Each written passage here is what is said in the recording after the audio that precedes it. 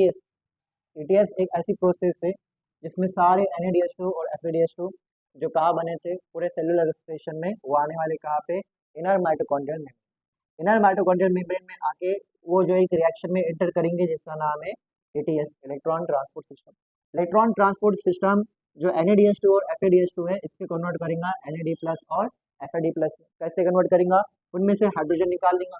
जब NADH2 में से हाइड्रोजन निकल गया वो क्या बनेगा, NAD+। जब FADH2 में से हाइड्रोजन निकलेगा वो क्या बनेगा, FAD+। और ये हाइड्रोजन जाएगा कहाँ पे, ये हाइड्रोजन वाटर मॉलिक्यूल के साथ मिलकर, ये हाइड्रोजन ऑक्सीजन मॉलिक्यूल के साथ मिलकर क्या बनेगा, यहाँ पे वाटर बनेगा। और जो वाटर आपके पास रेस्पिरेटरी प्रोसेस में बनता है इसका नाम क्या रहता, मेटाबॉलिक वाटर। जब आपके पास NADH2 NAD+ में यूनिट होगा और FADH2 FAD+ में, तो साथ ही साथ यहाँ पे क्या बनेगा, ATP बनेगा। इसी प्रोसेस को आपने क्या कहा, ATS का। जो NAD+ और FAD+ बना ये कहाँ पे जाएगा, ये जो है आपके पास फिर वो जगह पे एंटर होंगे जहाँ इनकी जरूरत है। कहाँ जरूरत है इनकी, ग्लाइकोलिसिस में, लिंक रिएक्शन में, क्रेब्स साइकिल में। ग्लाइकोलिसिस के 6 स्टेप में आप लोगों को NAD+ की जरूरत है, वहाँ पे आप NAD+ को किसमें कन्वर्ट करेंगे, NADH2 के अंदर कन्वर्ट करेंगे। ठीक है, समझ गए सब। आपको जो है एरोबिक रेस्पिरेशन के टाइम में हमने बताया था कि जो आपके पास माइटोकॉन्ड्रिया है, माइटोकॉन्ड्रिया में आपके पास जो है इनर मेम्ब्रेन, क्या है यहाँ पे, इनर मेम्ब्रेन। माइटोकॉन्ड्रिया में इनर मेम्ब्रेन, इनर मेम्ब्रेन पे यहाँ पे क्या है, यहाँ पे प्रोटीन के ग्रुप्स है। यहाँ पे क्या है, प्रोटीन के ग्रुप्स। इन ग्रुप्स का नाम है कॉम्प्लेक्सेस। क्या नाम है, कॉम्प्लेक्स। यहाँ पे आप इलेक्ट्रॉन को यहाँ से यहाँ जंप करेंगे, फिर यहाँ से यहाँ जंप करेंगे, फिर यहाँ से यहाँ जंप करेंगे। जब इलेक्ट्रॉन जंप करेंगे तो यहाँ पे उसमें से एनर्जी निकलेंगी। तो यहाँ पे 5 तरह के कॉम्प्लेक्स रहते, क्या रहते हैं, 5 तरह के कॉम्प्लेक्स रहते।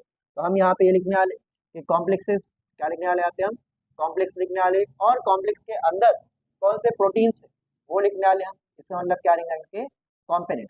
अगर जो आपने इसको पढ़ लिया तो आपके पास एटीएस बड़ा आसान है।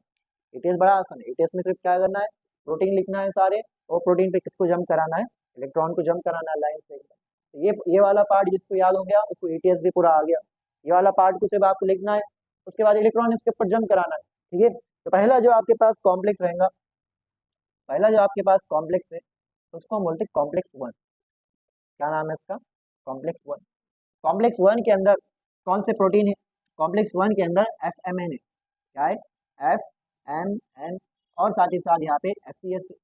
FES को आयरन सल्फर कॉम्प्लेक्स है। और जो आपके पास कॉम्प्लेक्स 1 है इसका और एक नाम है, इसको हम बोलते हैं NADH, NADH डिहाइड्रोजनेस। क्या नाम है, NADH डिहाइड्रोजनेस। क्यों, ये कॉम्प्लेक्स 1 NADH2 में से हाइड्रोजन निकालता, इसलिए उसको आप क्या बोलते हैं, NADH डिहाइड्रोजनेस। उसके बाद जो आपके पास रहेगा कॉम्प्लेक्स 2। उसके बाद क्या रहेगा, कॉम्प्लेक्स 2। कॉम्प्लेक्स 2 के बारे में हमने पढ़े हुआ है। कॉम्प्लेक्स 2 के अंदर रहता FAD, क्या रहता, FAD। और साथ ही साथ रहता FES, क्या रहता, FES। कॉम्प्लेक्स 2 आपके पास एक एंजाइम, जो हमने क्रेब्स साइकिल में पढ़े थे। क्रेब्स साइकिल में हमने कहा था all the enzymes of Krebs cycle are present in matrix except succinate dehydrogenase. तो ये जो आपके पास है इसका दूसरा नाम क्या है, सक्सिनेट डिहाइड्रोजनेस। कॉम्प्लेक्स 2 का ही दूसरा नाम क्या है, सक्सिनेट डिहाइड्रोजनेस जो इसका नाम। उसके बाद जो हमारे पास नेक्स्ट पार्ट रहेगा that is complex 3। Next part कौन सा हमारे पास, दैट इज कॉम्प्लेक्स 3। कॉम्प्लेक्स 3 को हम जो है BC1 कॉम्प्लेक्स भी बोलते हैं। क्या बोलते हैं इसको हम, BC1 कॉम्प्लेक्स भी बोलते हैं। ठीक है, साइटोक्रोम BC1 कॉम्प्लेक्स, क्या नाम है इसका, साइटोक्रोम BC1 कॉम्प्लेक्स। ठीक है, cytochrome BC1 complex, cytochrome BC1 complex. ठीक है, कॉम्प्लेक्स BC1 भी बोलते हैं आप। ठीक है, साथ ही साथ इसको हम बोलते हैं साइटोक्रोम C रिडक्टेज। क्या कहते हैं इसको हम, साइटोक्रोम C रिडक्टेज। क्या नाम रहेगा इसका, साइटोक्रोम C रिडक्टेज। क्या नाम रहेगा इसका, साइटोक्रोम C रिडक्टेज। इसके अंदर कौन से प्रोटीन्स आएंगे, इसके अंदर साइटोक्रोम B रहेगा। क्या रहेगा, साइटोक्रोम B रहेगा। ठीक है, फिर FES रहेगा, फिर क्या रहेगा, साइटोक्रोम C रहेगा। ठीक है, साइटोक्रोम C1 रहेगा। कौन रहेगा, C1। ठीक है, देख लिए कहाँ से नाम आया इसका, cytochrome B, cytochrome C1। Cytochrome BC1 क्या हो गया इसका, कॉम्प्लेक्स जो है इसका नाम होगा। ठीक है, नेक्स्ट आपके पास है कॉम्प्लेक्स 4। नेक्स्ट कौन सा आपके पास, कॉम्प्लेक्स 4। कॉम्प्लेक्स 4 में हमारे पास क्या होगा, कॉम्प्लेक्स 4 में सबसे पहले कॉम्प्लेक्स 4 का दूसरा नाम क्या है, कॉम्प्लेक्स 4 का इसका अपोजिट नाम, ये साइटोक्रोम C रिडक्टेज है तो इसको हम क्या बोलेंगे, साइटोक्रोम C ऑक्सीडेज। क्या कहेंगे इसको हम, ऑक्सीडेज। ठीक है, अब ये नाम क्यों है साइटोक्रोम C रिडक्टेज और साइटोक्रोम C ऑक्सीडेज, ये हम आगे बताएंगे। फिर भी अगर आपने लॉजिक लगाया तो क्या होगा, ये कॉम्प्लेक्स 3 जो है कोई कंपाउंड है साइटोक्रोम सी, उसका क्या कर रहा, रिडक्शन कर रहा। ये कॉम्प्लेक्स जो है साइटोक्रोम सी नाम के कोई कंपाउंड का क्या कर रहा, ऑक्सीडेशन कर रहा। ठीक है, तो यहाँ पे आपके पास क्या होगा, यहाँ पे दो कॉपर सेंटर होंगे, यहाँ पे क्या होंगे, दो कॉपर सेंटर्स होंगे, और फिर आपके पास साइटोक्रोम ए रहेगा और साइटोक्रोम ए3 रहेगा। क्या रहेगा, साइटोक्रोम ए और साइटोक्रोम क्या रहेगा, ए3 रहेगा। लास्ट में हमारे पास है कॉम्प्लेक्स 5। लास्ट में कौन सा हमारे पास, कॉम्प्लेक्स 5। और कॉम्प्लेक्स 5 को आप बहुत अच्छे से पहचानते, कॉम्प्लेक्स 5 को आप लोग बहुत अच्छे से पहचानते। कॉम्प्लेक्स 5 का ही नाम रहता एटीपी सिंथेज। क्या नाम है, एटीपी सिंथेज। और एटीपी सिंथेज में कौन से प्रोटीन रहते हैं ये तो हमको बताने की जरूरत नहीं है, आप लोगों को मालूम कौन से, F0 एंड F1, F0 और F1। ये आपके पास सारे प्रोटीन से, अगर एटीएस समझना है तो ये सारी चीजें आप लोगों को याद रहना है। बस हम क्या करेंगे, इनको जो है लाइन से लगाएंगे और उनके ऊपर क्या करेंगे, इलेक्ट्रॉन को जम करेंगे, हो गया आपके पास एटीएस। यही आपके पास क्या है, कॉम्प्लेक्स के प्रोटीन है। ये कॉम्प्लेक्स 1 हो गया, कॉम्प्लेक्स 2 हो गया, कॉम्प्लेक्स 3 हो गया, कॉम्प्लेक्स 4 हो गया, और यहाँ पे क्या रहेगा, कॉम्प्लेक्स 5 रहेगा। इनके ऊपर हम क्या करने वाले, इलेक्ट्रॉन को जम कराने वाले। जब एटीएस हमने लिखे तो सेकंड स्टेटमेंट क्या था यहाँ पे, the process of transfer of electron from one carrier to another, another to another, इसको आपने क्या कहा था, एटीएस कहा था। जब इलेक्ट्रॉन एक कैरियर से दूसरे कैरियर पे जाएगा, इलेक्ट्रॉन में से एनर्जी निकलेंगी, वो एनर्जी का इस्तेमाल करके हम एक जगह पे प्रोटॉन को जमा करेंगे। एक जगह पे प्रोटॉन बहुत बढ़ जाएंगे, दूसरी जगह पे प्रोटॉन कम हो जाएंगे, फिर प्रोटॉन को हम पंप करेंगे, और जब प्रोटॉन को पंप करेंगे तो क्या बन जाएगा हमारे पास, एटीपी। इसी को तो हमने क्या कहा था, सेमी ऑस्मोटिक हाइपोथेसिस। किसने दिया था ये, पीटर मिचेल। ये सब चालू करने वाली। और एटीएस में FADH2 NADH2 एक साथ जो है आपके पास काम करते हैं, लेकिन हम पहले एटीएस में सिर्फ NADH2 के बारे में पढ़ेंगे, इसके बाद किसके बारे में पढ़ेंगे, FADH2। क्योंकि अगर हमने साथ में पढ़ लिए तो बड़ी कॉम्प्लेक्स हो जाती है, क्या हो रहा है इधर कुछ समझ में नहीं आता। तो पहले हम क्या पढ़ेंगे, एटीएस NADH2 के बारे में पढ़ेंगे, उसके बाद एटीएस किसके बारे में पढ़ेंगे, FADH2। ठीक है, तो हमारे पास यहाँ पे रिएक्शन हो रही है, इस रिएक्शन का नाम है एटीएस, इलेक्ट्रॉन ट्रांसपोर्ट चेन। और ये जो है आपके पास किसके लिए पढ़ने वाले हैं, हम NADH2 के लिए पढ़ने। ठीक है, अब जो है आप लोगों ने याद रखना, ये जो एटीएस होती है वो कहाँ पे होती है, इनर माइटोकॉन्ड्रियल मेम्ब्रेन। कहाँ पे होने वाली है, इनर माइटोकॉन्ड्रियल मेम्ब्रेन। इसीलिए हम क्या करेंगे, सबसे पहले माइटोकॉन्ड्रिया बनेंगे। क्या बनेंगे, माइटोकॉन्ड्रिया। समझना है कि कहा और ये रिएक्शन। ठीक है, ये माइटोकॉन्ड्रिया की कौन सी मेम्ब्रेन होगी, आउटर मेम्ब्रेन होगी। उसके बाद जो हमारे पास नेक्स्ट क्या होगा, माइटोकॉन्ड्रिया की जो है यहाँ पे इनर मेम्ब्रेन होगी। कौन सी मेम्ब्रेन रहेंगी, इनर मेम्ब्रेन। तो ये आपके पास माइटोकॉन्ड्रिया की क्या हो गई, इनर मेम्ब्रेन, बराबर है। और माइटोकॉन्ड्रिया की इनर मेम्ब्रेन के अंदर जो स्पेस रहता है उस स्पेस का नाम क्या है, बोलो, माइटोकॉन्ड्रियल मैट्रिक्स। क्या नाम है, माइटोकॉन्ड्रियल मैट्रिक्स। तो जो है अंदर स्पेस है माइटोकॉन्ड्रियल मैट्रिक्स। ठीक है, तो यहाँ पे देखो हमने जो है ये वाला पार्ट ले लिया। कौन सा पार्ट है, बोलो कौन सा पार्ट है, inner mitochondrial membrane. Inner mitochondrial membrane जो है इसका नाम है, इनर माइटोकॉन्ड्रियल जो है मेम्ब्रेन जो है आपके पास क्या होगा, इसका नाम है। ठीक है, उसके बाद जो है आपके पास ये जो बीच में स्पेस है, ये जो आपके पास बीच में स्पेस है, इस स्पेस का नाम क्या है, बोलो, मैट्रिक्स। क्या नाम है इसका, मैट्रिक्स। क्या नाम है इसका, मैट्रिक्स या माइटोकॉन्ड्रियल मैट्रिक्स, दोनों सेम चीज। उसके बाद जो है यहाँ पे बीच में स्पेस है, दिख रहा है आप लोगों को ये स्पेस, किसके बीच में स्पेस है, आउटर आउटर माइटोकॉन्ड्रियल मेम्ब्रेन और इनर माइटोकॉन्ड्रियल मेम्ब्रेन के बीच में स्पेस है। इस स्पेस को हम बोलते हैं पेरी माइटोकॉन्ड्रियल स्पेस। क्या बोलते हैं इसको हम, peri mitochondrial space. Peri mitochondrial space बोलते हैं, या इसको हम बोलते हैं इंटर मेम्ब्रेन स्पेस। क्या बोलते हैं इसको हम, इंटर, बिटवीन, इसके बिटवीन, मेम्ब्रेन के बिटवीन है, तो इसको हम क्या कहेंगे, इंटर मेम्ब्रेन स्पेस कहेंगे या पेरी माइटोकॉन्ड्रियल स्पेस कहेंगे। सब समझ गए इतना, आप लोग समझ गए ना। ठीक है, अब यहाँ पे आप समझ गए हम कैसे करने वाले, तो क्या है समझ में आ रहा है आप लोगों को। तो अब हम यहाँ पे क्या करेंगे, इसको डिवाइड करेंगे। क्या करेंगे, हम इसको डिवाइड करेंगे। फिर यहाँ पे हम फिर से इसको क्या करेंगे, डिवाइड करेंगे। समझ में आ गया आपको। ठीक है, अब आप लोगों को मालूम ये इनर मेम्ब्रेन है, ये आपके पास इनर और आउटर मेम्ब्रेन के बीच में का स्पेस है, और ये आपके पास क्या है, मैट्रिक्स। समझिए इतना। अब हम जो है इनर माइटोकॉन्ड्रियल मेम्ब्रेन के ऊपर चेन है किसकी, प्रोटीन की, जिनको हमने कॉम्प्लेक्स कहा था, यहाँ पे हम कॉम्प्लेक्स बनेंगे। क्या बनेंगे यहाँ पे, कॉम्प्लेक्स। तो यहाँ पे हमारे पास पहला कॉम्प्लेक्स बनेगा। क्या बनेगा, यहाँ पे हमारे पास पहला कॉम्प्लेक्स बनेगा। इसका नाम क्या रहेगा, बोलो, कॉम्प्लेक्स 1। क्या नाम रहेगा इसका, कॉम्प्लेक्स 1। तो this is our first complex that is known as complex 1। तो यहाँ पे हम लिख लेंगे ये हमारे पास कौन सा है, कॉम्प्लेक्स 1। ठीक है, बराबर। कॉम्प्लेक्स 1 के अंदर जो पहला प्रोटीन था, देखो कौन है वो, FMN। क्या नाम है, FMN, फ्लवी मोनोन्यूक्लियोटाइड। क्या नाम है इसका, FMN। FMN के पास जो है मैट्रिक्स में NADH2 बने हुए, यहाँ पे लिंक रिएक्शन क्रेब साइकिल ने NADH2 बनाया। और NADH2 कहाँ पे आया, NADH2 आपके पास इनर माइटोकॉन्ड्रियल मेम्ब्रेन के पास आया। FMN यानी कॉम्प्लेक्स 1 में NADH2 को जो है किसमें कन्वर्ट करा, Na+ में कन्वर्ट करा, उसमें से क्या निकाल दिए, 2 हाइड्रोजन निकाल दिए। क्या निकाल दिए उसमें से, 2 हाइड्रोजन। जब कॉम्प्लेक्स 1 में आपके पास NaDH2 में से हाइड्रोजन निकाल दिया, इसलिए कॉम्प्लेक्स 1 का नाम रहता NADH डिहाइड्रोजनेज, क्योंकि वो NaDH2 में से डिहाइड्रोजनेज हाइड्रोजन निकाल रहा है। समझ में आ रहा है? कॉम्प्लेक्स 1 ने क्या करा दी, क्या करा, NaDH2 में से क्या निकाला, हाइड्रोजन निकाला, इसलिए उसको हमने क्या कहा, डिहाइड्रोजनेज का। अब ये जो NaDH2 में से हाइड्रोजन निकला, इसमें से हमने 2 इलेक्ट्रॉन अलग करे, इलेक्ट्रॉन अलग करे तो यहाँ पे क्या बचेंगे आपके पास, 2 H+। इसने ये इलेक्ट्रॉन ले लिया, किसने ले लिया, FMN ने ले लिया। FMN ने इलेक्ट्रॉन ले लिया, और FMN ने इलेक्ट्रॉन किसको पास करा, FES को पास करा। इलेक्ट्रॉन किसको पास करा, इसने FES को। और हम सबको मालूम है जब FMN ने इलेक्ट्रॉन पास करा FES को, यहाँ पे इलेक्ट्रॉन जंप हुआ। जब इलेक्ट्रॉन एक जगह से दूसरी जगह जाता है तो क्या होता है, एनर्जी निकलती। तो यहाँ पे एनर्जी निकली, वो एनर्जी किसके अंदर जमा हुई, कॉम्प्लेक्स 1 में। उसके बाद FES ने अपना इलेक्ट्रॉन बाहर छोड़ा। जब FES ने इलेक्ट्रॉन बाहर छोड़ा तो फिर इसमें से क्या निकली, एनर्जी निकली। और ये इलेक्ट्रॉन किसने एक्सेप्ट करा, इलेक्ट्रॉन एक्सेप्ट करा यूबिक्विनोन ने। किसने एक्सेप्ट करा, यूबिक्विनोन। यूबिक्विनोन आपके पास एक इलेक्ट्रॉन कैरियर भी है और हाइड्रोजन कैरियर भी है। यूबिक्विनोन के जो है दूर के रिश्तेदार के बारे में पढ़े थे हम, ठीक है, प्लास्टोक्विनोन। ठीक है, अब जब इलेक्ट्रॉन यहाँ पे निकला तो यहाँ पे एनर्जी जमा हुई। और हम सबको मालूम कि कॉम्प्लेक्सेस एनर्जी को जमा करते, और जब एनर्जी जमा होती उस एनर्जी का इस्तेमाल करके हम क्या करेंगे, हम यहाँ पे प्रोटॉन को पंप करेंगे। क्या करेंगे, प्रोटॉन को पंप करेंगे। हमने मैट्रिक्स में से 4 H+ चुराए, उसको कहाँ पे पंप कर दिया, ले जाके उसको कहाँ ले जाके पंप कर दिया हमने, इनर माइटोकॉन्ड्रियल में, पेरी माइटोकॉन्ड्रियल स्पेस। कहाँ पंप करे, पेरी माइटो। तो देखो कॉम्प्लेक्स 1 है, ये क्या आपके पास कॉम्प्लेक्स 1 है।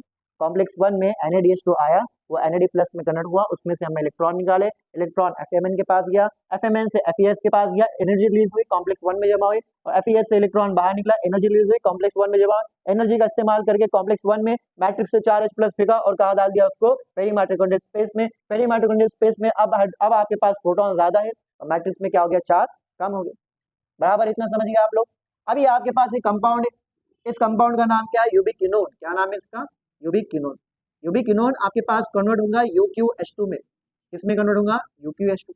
यूबिक्विनोन को जो है UqH2 में कन्वर्ट होने के लिए, यूबिक्विनोन को UqH2 में कन्वर्ट होने के लिए H कहाँ से मिला, UqH2 में कन्वर्ट होने के लिए H कहाँ से मिला, वो मिला उसको मैट्रिक्स में से। कहाँ से मिला, मैट्रिक्स। तो मैट्रिक्स में से इसने क्या करा, मैट्रिक्स में से इसने क्या करा, 2 H+ लिया और खुद को किसमें कन्वर्ट करा, UqH2। फिर जो है ये आपके पास आगे आया, फिर ये आपके पास आगे आया और आगे आके इसने क्या करा, 2 चीज रिलीज कर दिया। एक इसने 2 H+ रिलीज करा और साथ ही साथ इसने क्या रिलीज करा, 2 इलेक्ट्रॉन रिलीज कर दिया। जब इलेक्ट्रॉन रिलीज कर दिया तो उसको H+ की भी जरूरत नहीं है, उसको भी उसने क्या कर दिया, अलग कर दिया। यहाँ पे आपके पास नेक्स्ट पार्ट आएगा, दैट इज कॉम्प्लेक्स। कॉम्प्लेक्स, अब याद रखो कॉम्प्लेक्स 2 नहीं है यहाँ पे आएगा कॉम्प्लेक्स 3। कौन आएगा, कॉम्प्लेक्स 3। कॉम्प्लेक्स 2 का इस्तेमाल होता है FADH2 में। और हम किसके बारे में पढ़ रहे हैं, अरे तो ये आपके पास कौन सा कॉम्प्लेक्स है, ये हमारे पास कॉम्प्लेक्स 3 है। कौन सा कॉम्प्लेक्स है, कॉम्प्लेक्स 3। कॉम्प्लेक्स 3 में कौन कौन से प्रोटीन है, बोलो पहले कौन सा प्रोटीन है, साइटोक्रोम, साइटोक्रोम B। उसके बाद कौन है, FES। उसके बाद कौन है, साइटोक्रोम C1। कौन है, साइटोक्रोम C1। यहाँ पे क्या हुआ, यहाँ पे आपके पास जो है इलेक्ट्रॉन एक्सेप्ट करा किसने, साइटोक्रोम B ने, एनर्जी रिलीज हुई। इलेक्ट्रॉन पास करा इसने किसको, FES को, एनर्जी रिलीज हुई। इसने बाद में इलेक्ट्रॉन पास करा किसको, इसको, साइटोक्रोम C1 को, एनर्जी रिलीज हुई। और इसने इलेक्ट्रॉन पास कर दिया आपके पास एक ऐसे कंपाउंड को जो आपके पास आउटर मेम्ब्रेन पे बैठे हुआ रहता। कहाँ पे बैठा रहता, आउटर मेम्ब्रेन पे। इसका नाम है साइटोक्रोम C। क्या नाम है इसका, साइटोक्रोम C जो है इसका नाम। इसने क्या करा, इसको इलेक्ट्रॉन पास कर दिया, किसको, जब इलेक्ट्रॉन पास होगा तो इलेक्ट्रॉन जब पास हो रहा तो क्या निकल रहा है यहाँ पे, एनर्जी। इस एनर्जी का इस्तेमाल करके आपके पास यहाँ पे हमें जो है क्या करे, मैट्रिक्स में से कुछ H+ क्या करे, चुराए। क्या करे, मैट्रिक्स में से कुछ H+ चुराए। कितने चुराए, 2 H+ चुराए। और साथ ही साथ ये 2 H+ यहाँ पे मिलेंगे। 2 + 2 कितना हो जाएगा आपके पास, 4। और 4 H+ क्या कर दिया यहाँ पे हमने, पंप कर दिया। क्या कर दिया इसको हमने, पंप कर दिया। समझ में आ रहा है इतना आप लोगों को, ठीक है, ध्यान दो। अब जो साइटोक्रोम C है ये मोबाइल है, ऊपर जा सकता, नीचे आ सकता, नीचे जा सकता, कहीं भी जा सकता है पूरे मेम्ब्रेन के ऊपर। समझ में आ रहा है आप लोगों को, ये मेम्ब्रेन के ऊपर ऊपर नीचे सब जाएगा। कहाँ पे रहता है आपके पास, इनर माइटोकॉन्ड्रियल मेम्ब्रेन के आउटर साइड पे। इनर माइटोकॉन्ड्रियल मेम्ब्रेन के आउटर साइड पे एक आपके पास प्रोटीन है जिसका नाम क्या है, साइटोक्रोम C। साइटोक्रोम C थोड़ा सा आगे जाएगा, साइटोक्रोम सी कहाँ जाएगा, थोड़ा सा आगे जाएगा और यहाँ पे आ गया, दिख रहा आप लोगों को, यहाँ पे आ गया आपके पास साइटोक्रोम, कौन सा है ये, साइटोक्रोम सी, साइटोक्रोम सी यहाँ पे आ गया और इसने अपने इलेक्ट्रॉन पास कर दिया, अपने इलेक्ट्रॉन क्या कर दिया इसने, पास कर दिया, किसको करा, कॉम्प्लेक्स 4 को। अब आप यहाँ पे ध्यान से दो, कॉम्प्लेक्स 3 ने इलेक्ट्रॉन दिया साइटोक्रोम सी को, अगर कोई कंपाउंड को इलेक्ट्रॉन मिलता है तो उस कंपाउंड का क्या होता है, रिडक्शन। इसका मतलब जब कॉम्प्लेक्स 3 ने साइटोक्रोम सी को इलेक्ट्रॉन दिया, साइटोक्रोम सी का क्या हो गया, रिडक्शन हो गया, इसलिए कॉम्प्लेक्स 3 का दूसरा नाम क्या है, साइटोक्रोम सी रिडक्टेज। आपके पास साइटोक्रोम सी आया, साइटोक्रोम सी ने अपने इलेक्ट्रॉन आगे पास करा, किसको पास करा, नेक्स्ट आपके पास जो है, नेक्स्ट आपके पास कौन, कॉम्प्लेक्स, नेक्स्ट कॉम्प्लेक्स को पास करा, नेक्स्ट कॉम्प्लेक्स हमारे पास रहेगा कौन, कॉम्प्लेक्स 4, कौन रहने वाला है, कॉम्प्लेक्स 4, यहाँ पे कौन रहने वाला है, कॉम्प्लेक्स 4। जब साइटोक्रोम सी ने अपने इलेक्ट्रॉन कॉम्प्लेक्स 4 को दिया, इसका मतलब कॉम्प्लेक्स 4 ने साइटोक्रोम सी के पास से इलेक्ट्रॉन लिया, और जब कोई कंपाउंड में से इलेक्ट्रॉन का लॉस होता है, उस कंपाउंड का क्या होता है, ऑक्सीडेशन। इसका मतलब साइटोक्रोम कॉम्प्लेक्स 4 ने साइटोक्रोम सी का क्या करा, ऑक्सीडेशन करा, इसलिए कॉम्प्लेक्स 4 का नाम क्या है, साइटोक्रोम सी ऑक्सीडेशन। किसने लिया इलेक्ट्रॉन, किसने लिया इलेक्ट्रॉन, ठीक है। पहला क्वेश्चन है हमारे पास, इलेक्ट्रॉन किसने लिया, इलेक्ट्रॉन लिया कॉपर सेंटर में, जिसका नाम क्या है, copper A.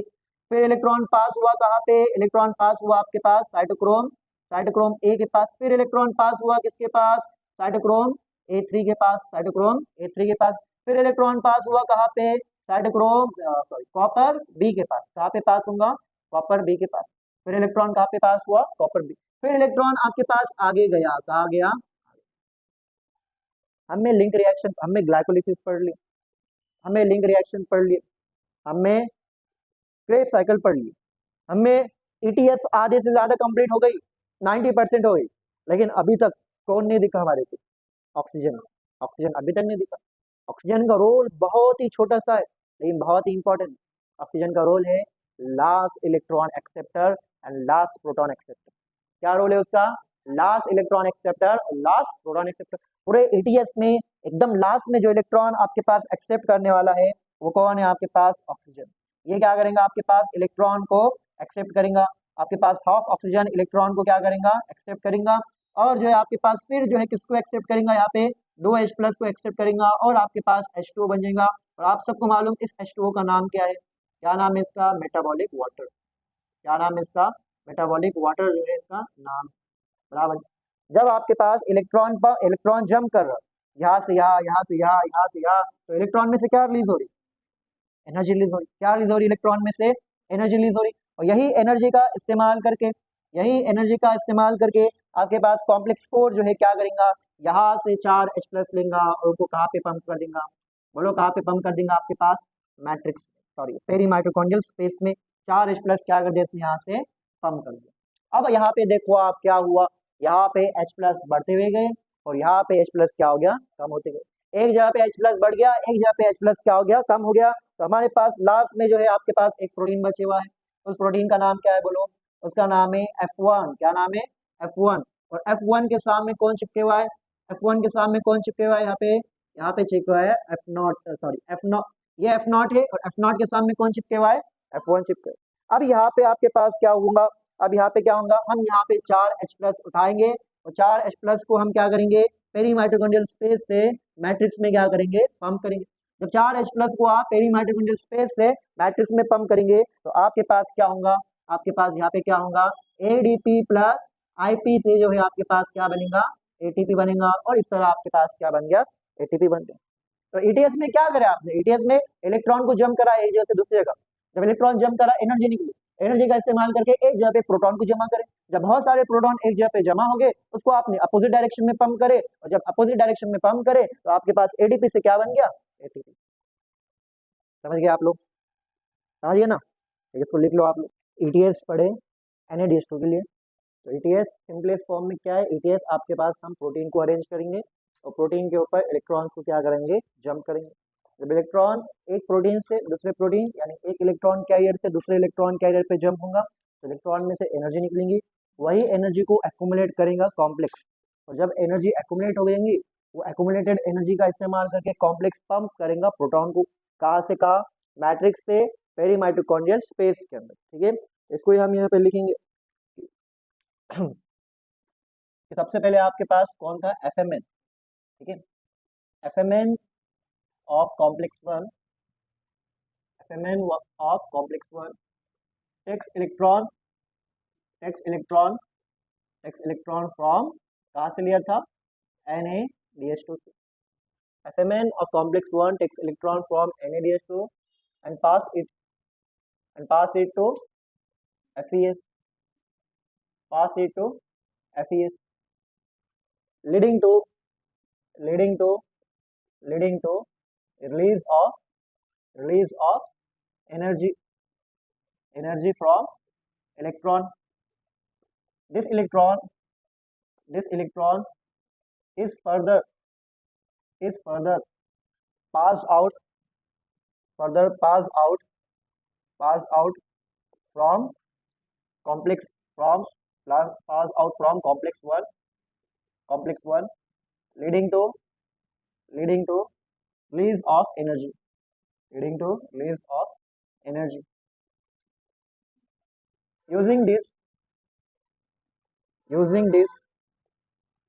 this accumulated energy using this accumulated energy complex 1 pumps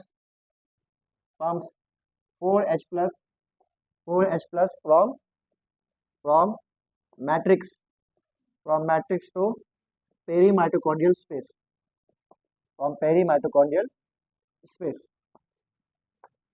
matrix to perimitochondrial space. Okay, perimitochondrial space. Using same approach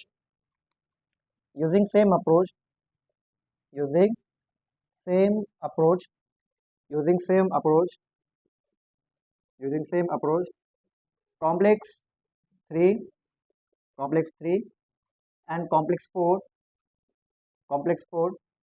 also pump proton from बोलो कहाँ से का, proton from matrix से कहाँ पंप करेंगे, perimitochondrial space,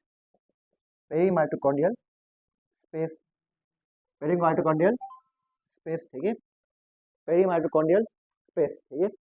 उसके बाद जो आपके पास क्या होगा, this leads to formation of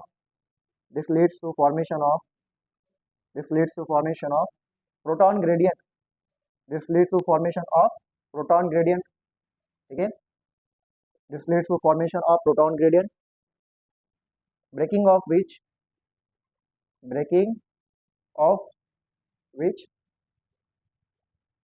will lead to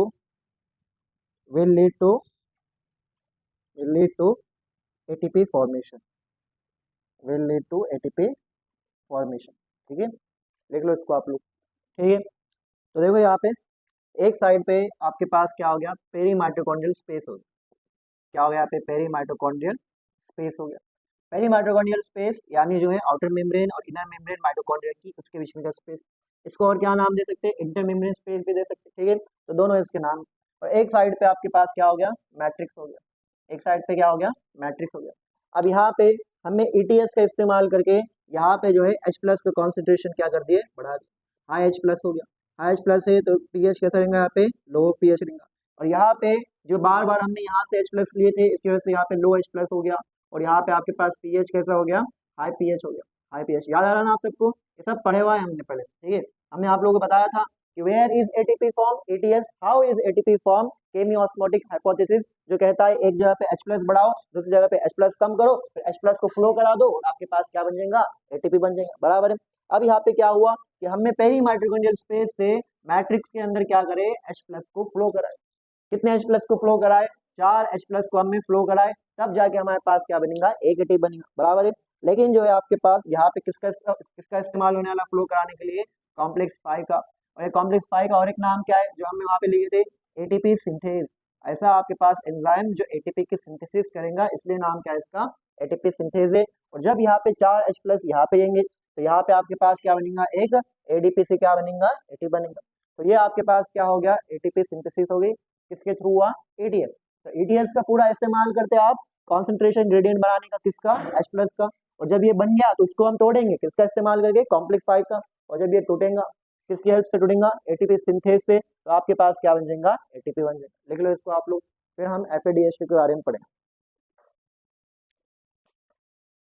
ठीक है, अब ETS का इस्तेमाल होगा किसके लिए, FADH2 के लिए। तो ETS हमने पढ़े हैं, डबल से हम ETS पढ़ेंगे, लेकिन इस बार किसके लिए करेंगे, FADH।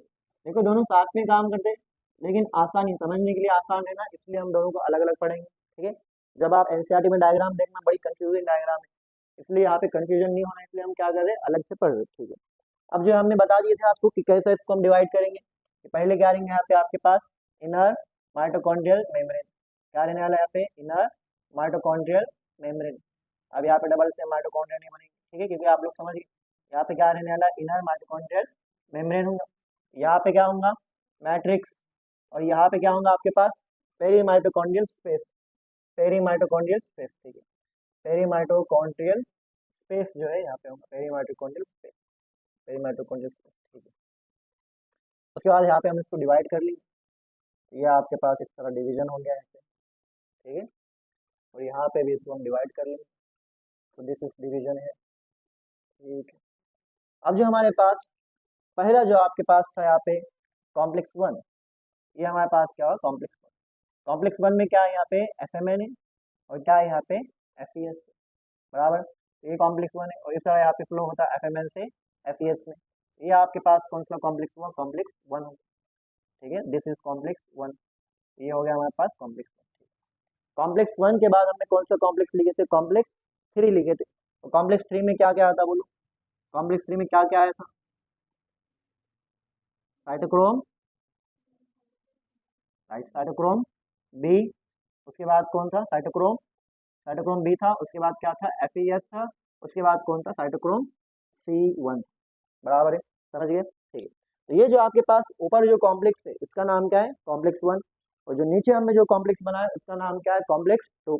अब आप लोगों ने याद रखना कि जब FADH2 का NADH2 जब हमने बनाए थे, NADH2 का जब हमने यूज करे थे, तो एक कॉम्प्लेक्स का हम इस्तेमाल नहीं करे थे। कौन से कॉम्प्लेक्स, कॉम्प्लेक्स 2 का हमने इस्तेमाल नहीं करे थे।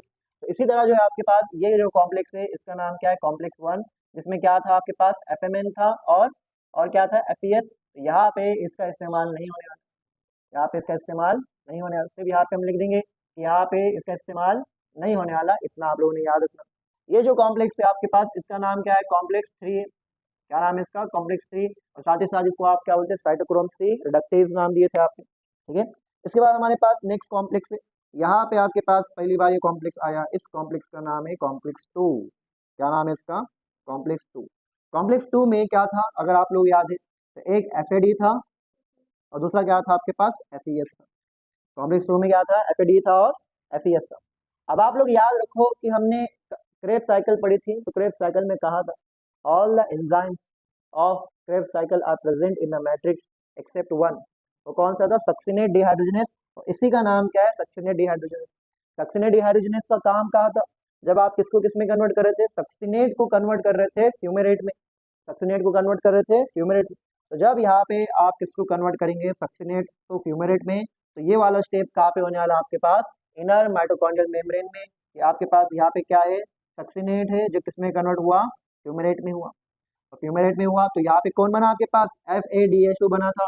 इसको क्या मिले थे यहाँ पे, 2 इलेक्ट्रॉन। तो FADH2 ने 2 इलेक्ट्रॉन किसको पास करा, आगे पास करा, किसको पास करा, FES को 2 इलेक्ट्रॉन पास करा। ठीक है, फिर FES ने किसको इलेक्ट्रॉन पास करा, 2, इसने 2 इलेक्ट्रॉन पास करा यहाँ पे यूबिक्विनोन को, किसको पास करा, यूबिक्विनोन को। और आप सबको मालूम यूबिक्विनोन किस में कन्वर्ट हो जाएगा, UQH2 में जो है वो कन्वर्ट हो जाएगा, बराबर है।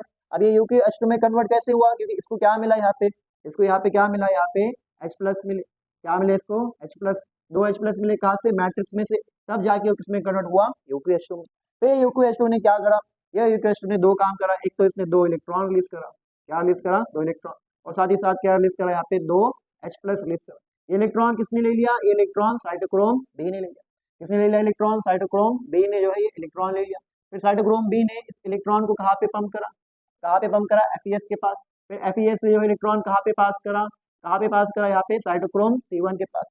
फिर साइटोक्रोम C1 के पास से ये इलेक्ट्रॉन कहा गया, एक ऐसे आपके पास प्रोटीन के पास जो कहाँ पे बैठे हुआ है, एकदम बाहर बैठे हुआ है, क्या नाम है इसका, साइटोक्रोम C। साइटोक्रोम C को इलेक्ट्रॉन मिला, इसका मतलब इसका क्या हो गया, रिडक्शन हो गया, इसलिए इसको कॉम्प्लेक्स 2 को आप क्या बोलते हैं, साइटोक्रोम C रिडक्टेज, बराबर है। अब यहाँ पे इलेक्ट्रॉन पास हुआ, इलेक्ट्रॉन पास हुआ तो इलेक्ट्रॉन में से एनर्जी निकली। इस एनर्जी को किसने एक्यूमुलेट करा? कॉम्प्लेक्स 3 ने। और कॉम्प्लेक्स 3 ने इस एनर्जी का इस्तेमाल करके किसको पंप कर दिया? H प्लस को पंप करा। कितने H प्लस को पंप करा इसने? यहाँ पे 2 H प्लस इसने यहाँ से लिया था और 2 H प्लस ये वाले आ गए आपके पास। कितने हो गए टोटल H प्लस? यहाँ पे 4 H प्लस इसने क्या कर दिया? पंप कर दिया। समझ में आ रहा आप लोगों को? अब ये जो साइटोक्रोम C है ये मोबाइल इलेक्ट्रॉन कैरियर है, ये पूरे मेम्ब्रेन के ऊपर चल सकता है। सबसे पहले एग्जाम में क्वेश्चन आता है इसके पोजीशन के ऊपर, तो हम कहेंगे साइटोक्रोम C कहाँ पर रहता? इनर माइटोकॉन्ड्रियल मेम्ब्रेन के आउटर साइड जो है कौन रहने वाला है? Cytochrome C। अब जो है यहाँ पे आएगा, ये क्या होगा आपके पास? आगे चलेगा और आगे आएगा। मान लीजिए यहाँ पे आ गया, कौन आ गया? साइटोक्रोम C आ गया। और साइटोक्रोम C ने यहाँ आके अपने इलेक्ट्रॉन पास करा। क्या करा उसने? अपने इलेक्ट्रॉन पास करा। किसको पास करा? जो कॉम्प्लेक्स यहाँ पे बैठे हुआ था। कौन सा कॉम्प्लेक्स बैठा हुआ है यहाँ पे आपके पास? कॉम्प्लेक्स, बोलो कॉम्प्लेक्स 4 बैठे हुआ है यहाँ पे। कॉम्प्लेक्स 4 बैठे हुआ है। और ये जो है आपके पास कौन सा कॉम्प्लेक्स है? ये आपके पास कॉम्प्लेक्स 2 है। ये कौन है आपके पास? कॉम्प्लेक्स 2 है। ये कौन सा कॉम्प्लेक्स है आपके पास? कॉम्प्लेक्स 2 है। ठीक है, तो हमारे पास कॉम्प्लेक्स 4 पे आया। तो कॉम्प्लेक्स 4 पे आके इसने इलेक्ट्रॉन दिया। किसके पास आएगा इलेक्ट्रॉन? बोलो कॉपर सेंटर ए। कॉपर सेंटर ने जो है किसको पास करा? साइटोक्रोम ए को करा। साइटोक्रोम ए ने 2 इलेक्ट्रॉन किसको पास करा? साइटोक्रोम A3 को पास करा। जब इलेक्ट्रॉन यहाँ पे पास हो रहा है तो इस इलेक्ट्रॉन में से क्या निकल रही है? एनर्जी। और ये एनर्जी कहाँ पे एक्यूमुलेट हो रही है? कॉम्प्लेक्स में। साइटोक्रोम A3 से कहाँ पास हुआ? कॉपर बी को। कॉपर बी ने last electron acceptor that is oxygen, इसको पास करा इसने। क्या? 2 इलेक्ट्रॉन, हाफ O2। और half O2 last electron acceptor के साथ ही साथ लास्ट प्रोटॉन एक्सेप्टर भी है। उसने क्या बना दिया? H2O बना दिया। और इस H2O का नाम क्या है? मेटाबॉलिक वाटर नाम। ठीक है, अब इतनी सारी एनर्जी जो एक्यूमुलेट हुई थी, इस एनर्जी का इस्तेमाल करके कॉम्प्लेक्स 4 ने क्या करा? यहाँ पे हाइड्रोजन पंप करा। कितने हाइड्रोजन पंप करा? बोलो 2 H प्लस पंप करा। कितने H प्लस पंप करा? 2 H प्लस। तो यहाँ से यहाँ आपके पास कितने H प्लस पंप हो गए? 2 H प्लस। अब यहाँ पे आप देखेंगे कि प्रोटॉन का कॉन्सेंट्रेशन बढ़ गया। यहाँ पे प्रोटॉन का कॉन्सेंट्रेशन क्या हो गया? कम हो गया। इसका मतलब यहाँ पे क्या बन गया? प्रोटॉन ग्रेडियंट बन गया। इसी प्रोटॉन ग्रेडियंट को यहाँ पे तोड़ेगा। कौन तोड़ेगा? यहाँ पे आपके पास यहाँ पे एक कॉम्प्लेक्स बैठे हुआ है। इस कॉम्प्लेक्स का नाम क्या है? ATP synthase. क्या नाम है इसका? ATP synthase. ये आपके पास है कॉम्प्लेक्स 5। क्या नाम है इसका? कॉम्प्लेक्स 5। तो कॉम्प्लेक्स 5 का ही क्या नाम है आपके पास? एटीपी सिंथेज जो है नाम है। कॉम्प्लेक्स 5 में 2 प्रोटीन है। एक जो मेम्ब्रेन के अंदर रहता है उसका नाम रहता है F0, और जो है एक जो आपके पास एटीपी बनाएगा। एटीपी सिंथेज के अंदर वो कौन सा है जो एटीपी बनाता है? वो कौन सा आपके पास? ये वाला है, जिसका नाम क्या है? F1 है। क्या नाम है इसका? F1। ये क्या करेंगे? आपके पास 4 H प्लस को यहाँ से उठाएंगा, और जब 4 H प्लस यहाँ से यहाँ जाएंगे तो कॉम्प्लेक्स के अंदर, कॉम्प्लेक्स 5 के अंदर जो F1 है उसके कॉन्फर्मेशन में चेंज आएगा, उसके स्ट्रक्चर में चेंज आएगा, और वो ADP प्लस IP को कन्वर्ट करेंगे किसमें? ATP में। और हमारे पास क्या बन गया? यहाँ पे ATP बन गया। समझ में आया आप लोगों को? तो ये आपके पास मैकेनिज्म है किसका? ETS इन FADH। समझ गए? ठीक है, तो इलेक्ट्रॉन ट्रांसपोर्ट सिस्टम के अंदर हम सबको याद रखना है एक नोट। क्या रखना है? नोट। ये हम सबको ये याद रखना है कि जब हम 4H प्लस पंप करेंगे, जब हम क्या करेंगे? 4H प्लस पंप करेंगे, 4H प्लस क्या करेंगे? पंप करेंगे, तो हमको क्या मिलने वाला है? 1 ATP मिलने वाला है। क्या मिलने वाला है? 1 ATP। लेकिन अगर हम बात करें NADH2 के बारे में, NADH2 के बारे में बात करें, तो NADH2 मैट्रिक्स में कितने H प्लस पंप करा था? वो आपके पास करा था 10 H प्लस। तो जब हमारे पास 4H प्लस एक ATP दे रहा, तो NADH2 में 10 H प्लस जमा करा, तो 10 H प्लस को पंप करेंगे हम तो कितने ATP मिलेंगे? तो 4H plus pumps give us 1 ATP। तो हमारे पास जो है 10 H प्लस को जब हम पंप करेंगे तो हमको कितने मिलेंगे? X ATP मिलेंगे। और ये आपके पास कितना होगा? ये आपके पास कितना होगा? तो आपने याद रखना कि हमारे पास 1 NADH2 आपको कितने ATP देगा? 2.5 ATP देगा। कितने ATP देगा? 2.5। ये पॉइंट आप लोग क्या करना है? याद रखना। इसी तरह हमारे पास नेक्स्ट कंपाउंड क्या था? FADH2। जब FADH2 को आपने ETS के अंदर डाले तो FADH2 ने जो है एक जगह पे कितने H प्लस जमा करा? 6 H प्लस। तो हम सबको मालूम 4 H प्लस जो है आपके पास 1 ATP देगा। कितना ATP देगा? 1 ATP। तो आपके पास 6 H प्लस कितने ATP देगा? X ATP। अब ये X ATP कितने होने वाले यहाँ पे? तो आप लोगों ने याद रखना कि 1 FADH2 जो आपके पास कितने ATP देगा? 1.5 क्या देगा यहाँ पे? ATP देगा। इस पॉइंट को भी आपने याद रखना। लेकिन अगर जो है हम यहाँ पे बात करें किसके कैलकुलेशन के बारे में, अगर नीट में आपका कैलकुलेशन आए तो नीट में कैलकुलेशन आया तो आपको कंसिडर करना है 1 NADH2 is 3 ATP and 1 FADH2 is 2 ATP for calculation. ठीक है, और यहाँ पे हमारे पास नेक्स्ट पॉइंट रहेगा सम इम्पोर्टेंट पॉइंट। क्या रहने वाला है? Some important point, some important what points. पहला इंपॉर्टेंट पॉइंट ETS में ये है कि आपके पास एक कंपाउंड है जिसका नाम है UQ। क्या नाम है इसका? UQ। ये UQ का जो है फुल फॉर्म क्या है? ऐसे भी क्वेश्चन जो है नीट में आते, नीट में ऐसा क्वेश्चन आता है कि आप लोगों ने याद रखना UQ जो है आपके पास उसका नाम है यूबिक्विनोन। फिर एग्जाम में पूछेंगे भाई यूबिक्विनोन है क्या, तो हम कहेंगे ubiquinone is an electron carrier, is an electron carrier as well as it is a proton carrier, as well as it is a proton carrier। Electron carrier भी है और क्या है? H+ भी कैरियर है, हाइड्रोजन कैरियर भी। ठीक है, इलेक्ट्रॉन कैरियर है साथ ही साथ क्या है? Hydrogen carrier. ठीक है, इतना आप लोग याद रखें। सेकंड जो है हमारे पास यहाँ पे रहेगा, सेकंड हमारे पास रहेगा कि आपके पास यहाँ पे एक कंपाउंड है जिसका नाम है UQH2। क्या नाम है? UQH2। जब यूबिक्विनोन के पास 2 H+ आ जाते हैं तो यूबिक्विनोन का नाम बदल जाता है। यहाँ पे क्विनोन, नोन का मतलब क्या रहता है? कौन सा कंपाउंड है? नोन का मतलब क्या है? कौन सा कंपाउंड है आपके पास? कीटोन। कौन सा कंपाउंड है? कीटोन। आपके पास यूबिक्विनोन जो है ये बदल के आपके पास हो जाता है यूबिक्विनोन। क्या हो जाता है आपके पास? यूबिक्विनोन। पहले आपके पास नोन था, कीटोन था, अभी आपके पास ओल। ओल किसके लिए वर्ड होता? ये होता है अल्कोहल के लिए। किसके लिए होता? अल्कोहल के लिए। ठीक है, इसी तरह जो है हमारे पास नेक्स्ट कंपाउंड है, नेक्स्ट हमारे पास कंपाउंड है, यहाँ पे हम बार बार वर्ड लिख रहे थे साइटोक्रोम। क्या लिख रहे थे हम? साइटोक्रोम, CYT लिख रहे थे, याद है? इसको आपने क्या कहा? साइटोक्रोम।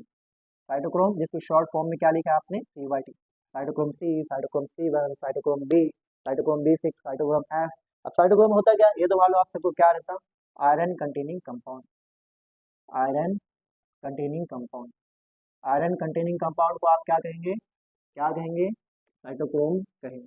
क्या कहेंगे? साइटोक्रोम। उसके बाद जो है आपको पूछेंगे वो, उसके बाद जो है आपको पूछेंगे वो फोर्थ पॉइंट कि जो हमारे पास साइटोक्रोम C है, साइटोक्रोम C है, ये है क्या? ये एक आपके पास आयरन कंटेनिंग कंपाउंड है जो एक मोबाइल इलेक्ट्रॉन कैरियर है। ये क्या आपके पास? Mobile electron carrier. इसका मतलब ये क्या कर सकता है? अपनी जगह बदल सकता है, इसलिए उसको आप क्या करेंगे? Mobile electron carrier. ये इंपॉर्टेंट पॉइंट ये है कि ये रहता कहाँ पे? ये रहता कहाँ पे? तो याद रखना ये रहता कहाँ पे? Outer side of, outer side, outer side of, outer side of inner mitochondrial membrane, inner mitochondrial membrane. याद है ना आप लोगों को? कहाँ पे था ये? Outer side of inner mitochondrial membrane के जो है आउटर साइड पे। याद है यहाँ पे हमने कहा था पेरी माइटोकॉन्ड्रियल स्पेस, यहाँ पे हमने कहा था माइटोकॉन्ड्रियल मेम्ब्रेन, और यहाँ पे क्या था हमने? तो माइटोकॉन्ड्रियल मेम्ब्रेन या इनर माइटोकॉन्ड्रियल मेम्ब्रेन के आउटर साइड पे यहाँ पे आपके पास क्या था? Cytochrome C। उसके बाद जो है नेक्स्ट पॉइंट आपको जो याद रखना है वो है आपके पास वो है आपके पास कॉम्प्लेक्स 2। इसके बारे में कॉम्प्लेक्स 2, कॉम्प्लेक्स 2 के बारे में आपके पास ये पॉइंट है। ठीक है, कॉम्प्लेक्स 2 नहीं, हम क्या करेंगे? सारे कॉम्प्लेक्स के बारे में लिखेंगे। क्या करेंगे हम यहाँ पे? सारे कॉम्प्लेक्स के बारे में लिखेंगे कि कौन से कॉम्प्लेक्स कितने H+ को पंप कर सकता है। तो अगर हम बात करें कॉम्प्लेक्स 1 के बारे में, इसके बारे में कॉम्प्लेक्स N, उसके बाद कौन रहेगा हमारे पास? कॉम्प्लेक्स 1 के बाद कॉम्प्लेक्स 2 रहेगा, उसके बाद कौन रहेगा? कॉम्प्लेक्स 3 रहेगा, तो कॉम्प्लेक्स 3 के बाद कौन रहेगा? कॉम्प्लेक्स 4 रहेगा। क्या रहेगा? कॉम्प्लेक्स 4। बराबर है। अब आप लोग बताओ कॉम्प्लेक्स 1 ने कितने H+ पंप करा था? 4H+। ठीक है, पंप पंप 4H+। कॉम्प्लेक्स 2 ने कितने करा था? ये आपके पास इंपॉर्टेंट पॉइंट है। Pumps, pumps no H+, no H+। ये आपके पास कोई H+ को पंप करेगा? नहीं करेगा। अगर बाकी के बारे में बात करें, कॉम्प्लेक्स 3 कितना करता? पंप्स बोलो कितना करेगा? 4H+ करेगा। ठीक है, वो अलग बात है कि दो कहाँ से लिखा हो, UQH2 से लिखा। तो कॉम्प्लेक्स 2 कितना करेगा? पंप्स, पंप्स कितना करा? 2H+। कितने बारा? 2H+। इसमें जो याद रखने वाला पॉइंट है आपके पास एक ये रहेगा, आपके पास ये है कि कॉम्प्लेक्स 2 जो है कोई H+ को पंप नहीं करता, और कॉम्प्लेक्स 4 किसको पंप करता? 2H+ को पंप करता। ठीक है, और यहाँ पे हमारे पास ETS टॉपिक क्या हो गया? खत्म हो गया। लिख लो इसको।